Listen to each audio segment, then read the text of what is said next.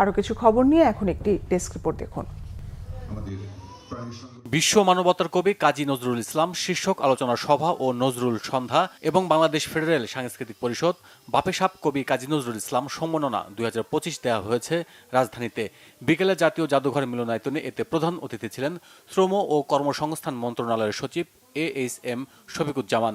প্রধান আলোচক ছিলেন কাজী নজরুল ইসলাম ইনস্টিটিউটের চেয়ারম্যান কবি নজরুলের নাতি বেগম খিলখিল কাজী। সভাপতিত্ব করেন বাপে সাপের chairman Mohammad Shahidullah Prince. Jamuna Bank PLC Dhaka উত্তর ও ময়মনসিংহ অঞ্চলের ম্যানেজার্স মিটিং হয়েছে রাজধানীর একটি অভিজাত হোটেলে। সবাই ব্যাংকিং সেবা গ্রাহকের দোরগোড়ায় পৌঁছে দিতে ব্যাংকের চলমান ব্যবসায়িক কার্যক্রম, গ্রাহক সেবা উন্নয়ন, টেকসই ব্যাংকিং এবং ব্যাংকের অগ্রগতিমূলক কৌশল নিয়ে গুরুত্বপূর্ণ সিদ্ধান্ত গ্রহণ করা হয়।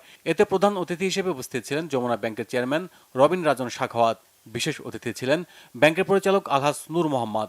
সভায় সভাপতিত্ব করেন ব্যাংকের ব্যবস্থাপনা পরিচালক ও প্রধান নির্বাহী কর্মকর্তা মির্জা ইলিয়াস উদ্দিন আহমদ। মিটিংয়ে ঢাকা উত্তর ও ময়মনসিংহ অঞ্চলের সকল শাখা ও উপশাখার ব্যবস্থাপক এবং প্রধান কার্যালয়ের ঊর্ধ্বতন কর্মকর্তারা অংশগ্রহণ করেন। দুদিনব্যাপী দ্বিতীয় আন্তর্জাতিক ফাইবার ও পলিমার উপাদান বিষয়ক সম্মেলন ICFP 2025 শুরু হয়েছে রাজধানীতে।